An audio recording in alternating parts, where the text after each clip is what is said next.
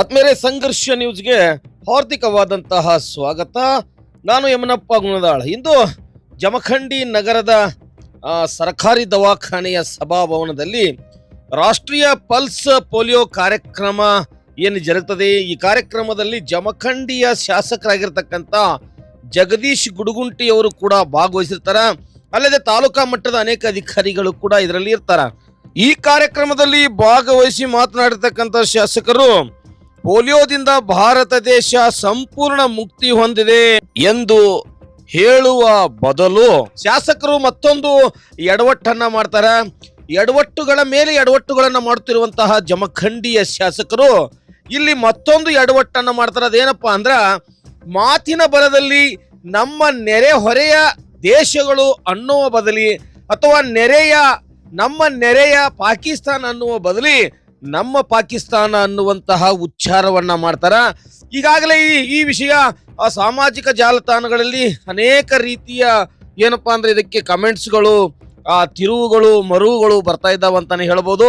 ಶಾಸಕರ ಈ ಒಂದು ಹೇಳಿಕೆಗೆ ಜಮಖಂಡಿ ತಾಲೂಕಿನಾದ್ಯಂತ ಖಂಡನೆ ವ್ಯಕ್ತವಾಗಿದೆ. ಆದರೆ ಬಿಜೆಪಿಗರು ಏನೆಂದರೆ ಪಾಕಿಸ್ತಾನ ಒಂದಾನೊಂದು ಕಾಲದಲ್ಲಿ ಅಖಂಡ ಭಾರತದಲ್ಲೇ ಇತ್ತು, ಆ ಕಾರಣಕ್ಕಾಗಿ ನಮ್ಮ ಶಾಸಕರು ಅಖಂಡ ಭಾರತವನ್ನ ಮಾಡುವ ಸಂಕಲ್ಪದಿಂದ ಈ ಮಾತನ್ನ ಹೇಳಿದ್ದಾರೆ ಎನ್ನುವಂತಹ ಪೋಸ್ಟ್ಗಳನ್ನ ಹಾಕ್ತಾ ಇದ್ದಾರೆ. ನಿಮ್ಮ ಶಾಸಕರು ಎಂತಹ ಮೇಧಾವಿಗಳು, ಎಂತಹ ಮುಂದಾಲೋಚಕರು, ಏನೆಲ್ಲ ಎಡವಟ್ಟುಗಳನ್ನ ಮಾಡಿದ್ದಾರೆ ಅಂತ ಜಮಖಂಡಿಯ ಜನರಿಗೆ ಗೊತ್ತಿದೆ. ತಪ್ಪು ಆದಾಗ ಕ್ಷಮೆ ಕೇಳಿದ್ರೆ ಬಹುಶಃ ಅದಕ್ಕೆ ಜನ ಕ್ಷಮಿಸ್ತಾರೆ. ಆದ್ರೆ ಮಾಡಿದ ತಪ್ಪನ್ನೇ ತಿರುಚುವ ಮೂಲಕ ಮತ್ತೊಮ್ಮೆ ಅದರ ಮೇಲೆ ತೇಪೆಯನ್ನು ಹಚ್ಚಲಿಕ್ಕೆ ಹೋದರೆ ಮತ್ತಷ್ಟು ಇಕ್ಕಟ್ಟಿಗೆ ಸಿಲುಕಬೇಕಾಗುತ್ತೆ ಅನ್ನೋದನ್ನ ಬಿಜೆಪಿಗರು ಅರ್ಥ ಮಾಡಿಕೊಳ್ಳಬೇಕಾಗ್ತದೆ. ಹೇಳಿ ಕೇಳಿ ಪಾಕಿಸ್ತಾನವನ್ನ ಟೀಕಿಸುವ ನಿಮ್ಮ ಪ್ರಧಾನಿಯೇ ಪಾಕಿಸ್ತಾನದಲ್ಲಿ ಹೋಗಿ ಬಿರಿಯಾನಿ ತಿಂದು ಬಂದಿರುವಾಗ ಯಖಚಿತ ಜಮಖಂಡಿ ಶಾಸಕರು ಈ ಮಾತನ್ನ ಹೇಳೋದ್ರಲ್ಲಿ ಸಂಶಯ ಇಲ್ಲ ಅಂತ ಸಾರ್ವಜನಿಕರು ಹೇಳುತ್ತಿರುವಂತಹ ಸಂದರ್ಭದಲ್ಲಿ ಒಂದು ರೀತಿಯ ಇವರ ಹೇಳಿಕೆ ಆಕ್ರೋಶಕ್ಕೂ ಕಾರಣವಾಗಿದೆ. ಇದನ್ನ ಸಮರ್ಥನೆ ಮಾಡಿಕೊಳ್ಳುವ ಬದಲು ಒಂದು ಶಬ್ದ ಬಾಯಿ ತಪ್ಪಿ ನಾನು ಅಂದಿದ್ದೇನೆ, ಕ್ಷಮೆಯಾಚನೆ ಇರಲಿ ಅಂತ ಹೇಳಿದ್ರೆ ಬಹುಶಃ ಜಮಖಂಡಿಯ ಏನು ಕ್ಷೇತ್ರದ ಜನಾದರ ಅವರ ಕ್ಷಮೆ ಮಾಡಬಹುದಾಗಿತ್ತು ಅನ್ನುವಂತ ಮಾತನ್ನ ಹೇಳ್ತಾ ಬನ್ನಿ ಶಾಸಕರು ಏನ್ ಹೇಳಿದ್ರು ಅಂತೇಳಿ ನಾವು ಕೇಳ್ಕೊಂಡು ಬರೋಣ. ನಿರಂತರ ಸುದ್ದಿಗಳಿಗಾಗಿ ನೋಡ್ತಾ ಇರಿ ಸಂಘರ್ಷ ನ್ಯೂಸ್ ಕರ್ನಾಟಕ. ನಮ್ಮ ಪಾಕಿಸ್ತಾನದಲ್ಲಿ ಆಗಲಿ ಮತ್ತು ಇವರು ಬಹಳ ಒಂದು ಕೆಟ್ಟ ಒಂದು ರೋಗ. ಅದು ಮೊದಲು ಯಾವುದೇ ಗೊತ್ತಿಲ್ಲದೆ ಹರಡ್ತಾ ಹೋಯಿತು. ಅದರಿಂದ ಬಹಳಷ್ಟು ಕುಟುಂಬಗಳು ಪೋಲಿಯೋ ಆದಂತಹ ಮಕ್ಕಳನ್ನು ಜೋಪಾನ ಮಾಡಲಿಕ್ಕೆ ಇಡೀ ಕುಟುಂಬವೇ ಸಂಕಷ್ಟದಲ್ಲಿ ಸಿಲುಕಿ ಜೀವನ ಪರ್ಯಂತ ಅವರು ಜೋಪಾನ ಮಾಡುವಂತಹ ಒಂದು ನರಕ ಯಾತನೆ ಅನುಭವಿಸುವುದು ನಮಗೆಲ್ಲರೂ ಗೊತ್ತಿದ್ದ ವಿಷಯ. ಇಂತಹ ಒಂದು ರೋಗವನ್ನು ಪಡೆದು ಓಡಿಸಬೇಕು ದೇಶದಿಂದ ಅಂತ ಹೇಳಿ ಈಗಾಗಲೇ ಅವರು ಹೇಳಿದರು ವಿಸ್ತಾರವಾಗಿ 1972ರಲ್ಲಿ ನಮ್ಮ ದೇಶದಲ್ಲಿ ಪಲ್ಸ್ ಪೋಲಿಯೋ ಹಾಕಲಿಕ್ಕೆ ಪ್ರಾರಂಭ ಆಗಿದ್ದು. ವಿಶ್ವದಾದ್ಯಂತ 1995ರಲ್ಲಿ ಪ್ರಾರಂಭ ಆಗಿದ್ದು. ನಿಜವಾಗಿ ನೋಡಿದ್ರೆ 2014ರಲ್ಲಿ ಇದು ಪೋಲಿಯೋ ಮುಕ್ತ ದೇಶ ಅಂತ ದೇಶದಿಂದ ವಿಶ್ವ ಆರೋಗ್ಯ ಸಂಸ್ಥೆಯು ನಮಗೆ ಘೋಷಣೆ ಕೂಡ ಮಾಡಿದ್ದು ಬಹಳ ಸಂತೋಷ ಸಂಗತಿ.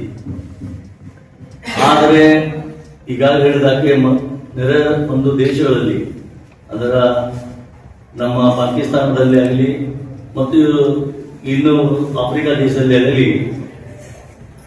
ಕೆಲವೊಂದಷ್ಟು ಗೊತ್ತಾಗಿ ಈಗ ಅವ್ರ ಮುಂಜಾಗ್ರತೆಗಾಗಿ ನಾವು ಕೂಡ ವೈರಸ್ ಇಲ್ಲೂ ಕೂಡ ಹಬ್ಬಬಾರದು ಎಂಬುದಕ್ಕೋಸ್ಕರ ಅದನ್ನು ದಕ್ಷತೆಯಿಂದ ಮತ್ತು ನಮ್ಮ ಎಲ್ಲ ವೈದ್ಯಾಧಿಕಾರಿಗಳು, ಕೇಂದ್ರ ಸರ್ಕಾರ ಮತ್ತು ರಾಜ್ಯ ಸರ್ಕಾರದ ಎಲ್ಲ ಸಿಬ್ಬಂದಿಗಳು ಕೂಡ ಇವತ್ತು ಜನರ ಒಂದು ಹಿತದೃಷ್ಟಿಯಿಂದ ಮಕ್ಕಳಿಗೆ ಪೋಲಿಯೋ ಡ್ರಾಪ್ ಹಾಕುವುದು ಪ್ರಾರಂಭ ಆಗಿದೆ. ಇದೇ ತೋರಿಸಿದ ಇದು ಸರ್ಕಾರ ಮಾಡುತ್ತಿರುವ ಕೆಲಸ, ಇದು ದೇವರ ಕೆಲಸ ಅಂತ ಒಂದು ಸದೃಢ ಸರ್ಕಾರವನ್ನು ರಚಿಸಲು ಕೂಡ ನಮ್ಮೆಲ್ಲರಿಗೂ ಆದ್ಯತೆಯನ್ನು ಕೊಡಲಾಗಿದೆ ನಮ್ಮ ಸಂವಿಧಾನದಲ್ಲಿ. ಅದರಿಂದ ಇವೆಲ್ಲವನ್ನು ನೋಡಿದಾದರೆ ನಾವು ಸರ್ಕಾರದಿಂದ ಬಹಳಷ್ಟು ನಾವು ಪ್ರಯೋಜನವನ್ನು ಕೂಡ ಪಡಿತಾ ಇದ್ದೇವೆ. ಅದರ ಹಾಗೆ ನಾವು ಕೂಡ ಶ್ರದ್ಧೆಯಿಂದ ಭಕ್ತಿಯಿಂದ ಜನಸಾಮಾನ್ಯರಿಗಾಗಿ ದುಡಿಬೇಕಿದ್ದ ಬರೀ ಸರ್ಕಾರಕ್ಕೆ ಏನು ಕೊಟ್ಟಿತ್ತು ಅನ್ನೋಕ್ಕಿಂತ ಸರ್ಕಾರಕ್ಕೆ ನಾವೇನು ಕೊಟ್ಟಿವಿ ಎಂಬುದು ಕೂಡ ಜನರಲ್ಲಿ ಪ್ರಜ್ಞೆ ಮೂಡಲೇಬೇಕು, ತಿಳಿದವರಲ್ಲಿ ಮೂಡಲೇಬೇಕು. ಅದರಿಂದ ಇಂಥ ಒಂದು ಮಹಾನ್ ಕಾರ್ಯಕ್ಕಾಗಿ ಇವತ್ತು ಲಯನ್ಸ್ ಕ್ಲಬ್ ಆಗಲಿ, ರೋಟರಿ ಕ್ಲಬ್ ಆಗಲಿ, ಇನ್ನಿತರ ಸಂಸ್ಥೆಗಳು ಕೂಡ ಸಹಾಯ ಸಹಕಾರ ಮಾಡ್ತಾ ಇರುವುದು ಬಹಳ ಶ್ಲಾಘನೀಯವಾಗಿದೆ. ಇವತ್ತು ನಮ್ಮ ರಾಜ್ಯಾದ್ಯಂತ 64,60,000 ಮಕ್ಕಳಿಗೆ ಇವತ್ತು ಲಸಿಕೆ ಇವತ್ತು ಆಗ್ತಾ ಇದ್ದಾರೆ. ಇದಾದ ನಂತರ ಒಂದೆರಡು ದಿವಸ ಇವತ್ತು ಮನೆಗೆ ಹೋಗಿ ಕೂಡ ಹಾಕುವಂತಹ ಒಂದು ಯೋಜನೆ.